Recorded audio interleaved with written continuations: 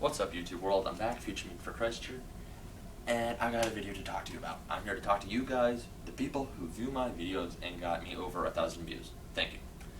And I'm going to be talking about reasons why I want to go into the Marine Corps. Now, if you are thinking, oh great, I got a Marine Corps video, if you go away from this video, don't worry about it. Some other guy will hear it, and you'll miss out on all the fun facts. So stay here. Second off, I want to send a shout out to all capital LXL space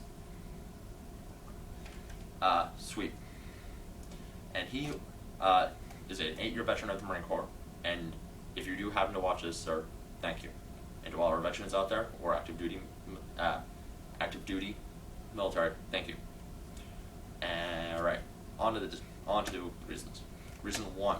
I have a little notepad here to keep my memory on track, is heritage. I want to keep the heritage of what started in 1775 in Philadelphia, Tun Tavern, which is where the Marine Corps was founded, alive. I want to keep that brotherhood that was forged in fire, forged in bullets, forged in blood, sand, sweat, tears, etc.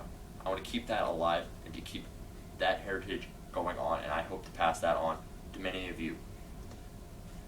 I'll put a link in the description to LXL, can't say his name right, Sweet, and a bunch of other Marine people. One of which is Realy, who you should check out on the internet. He's a very famous Marine. Alright, and basically, anyway, on to my continuing thought. Heritage. It was that what started as the Marine Corps kept the U.S. military winning battles. And now, the Marines had help from the Air Force, Navy, Army, and a bunch of other different special forces, and even foreign help, like the SAS for the British, or the normal British, or the French, or like the U.S. did not do this alone. But for the Pacific campaign during World War II, where we were fighting the Japanese, was all Marines and Navy, and a little bit of help from the Air Force. But the Marines are the backbone of the United States military. And that goes on to number 2 on my list, protect.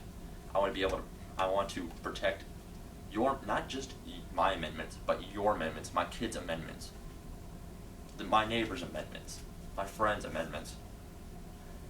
And basically, that's basically it.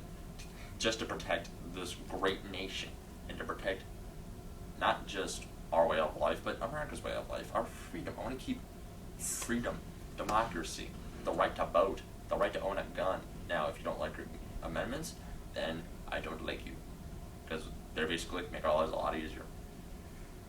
Alright, the second one, brotherhood. There's a specific brotherhood. And what attracts me to that is, I know I'm going into a battle situation, but I got my team here. I can rely on my brothers in arms. I can rely on the guy next to me, the guy across from me, the guy 2 states away. I can rely on any Marine or military force to help me out, help my squad out, help my team out. And that's what attracts me. I know that if I get seriously wounded, like I lose an arm, that I'm not going to be left to go into the enemy hands. I'm not going to have to fight my way out and probably get shot and die. The second thing is that there's actually a story of that. A Marine squad commander, I forget his name, who was in a convoy, and that convoy got hit with an RPG, rocket propelled grenade, if you don't know. And he lost his arm and I think his leg, I'm pretty sure. But most other people would have went into shock. He did not have time for that. He kept issuing orders until the medic came and took him away. And he stayed with his Marines. And later a reporter came to his bedside in the States and said, "How'd you do it? How did you not go into shock?" And this was his response: "I didn't have time to. I had to keep my brothers alive." And while you're over there, you're not fighting for, well, yeah, you're fighting for mom, your dad, apple pie, game on Sunday or something like that.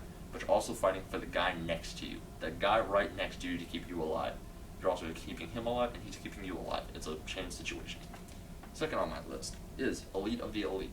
The Marines have a 12-week training course compared to the Army's 9. Everything they do is to be better, to strive to make people strive for more. If you actually go in the military and you get promoted to PFC or private first class from private, or you go to corporal for something, you don't just say, "Cool, made it to corporal, pays good enough. I think I'll stop here." No, keep moving forward. That is what they tell you. Keep moving forward. They are the elite. They are the people who raised the flag on Mount Midori. It's Midori. What was it? Give me a minute, I'm having a block. It was Mount Hiroshima, or on Iwo Jima. The flag raising on Iwo Jima. The Marines were the ones who raised the flag, not the Army. Not that there's anything wrong with the Army, but the Marines are the one who lead the way. They're the military's backbone. And then number 5 is to prove that I can do something. There are points in my life where I feel like I cannot do anything, right? And then I look at the Marines and I'm like, you know what? That is what makes me even want to strive forward. Just the thought of becoming a Marine and keeping the Marine Corps tradition alive. And it's just to prove to myself, not just to myself, but to my family, my friends, the people, the drill sergeants even, that I have what it takes to become a Marine. And on to my 6th and final thought is to keep the family tradition going. My dad's in the National Guard. My uncle was in the Army as a sapper, or person who handled explosives. My grandfather on my dad's side was in the Navy. And that entire line is in the military, basically. And then my Uncle Walt on Rob's side, my current dad, who you've heard in many commentaries, his Uncle Walt and his dad and his great-grandpa were all in the military.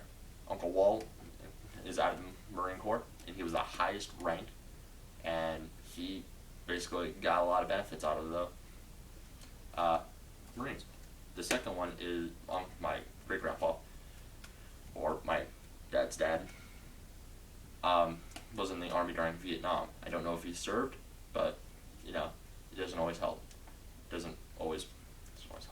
always helps to know that he was at least in the military. And then my grandpa Hoyt was in World War II. He liberated Nazi concentration camps. Let me tell you, he wouldn't even speak of it. And that's basically a lot to say. That is just enough to say.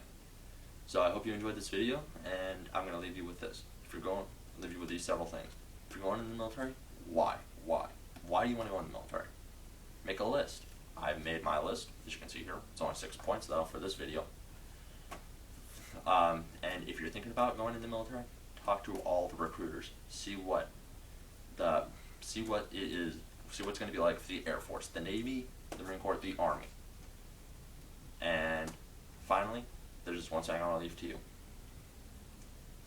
It is a saying by the once alive John F. Kennedy.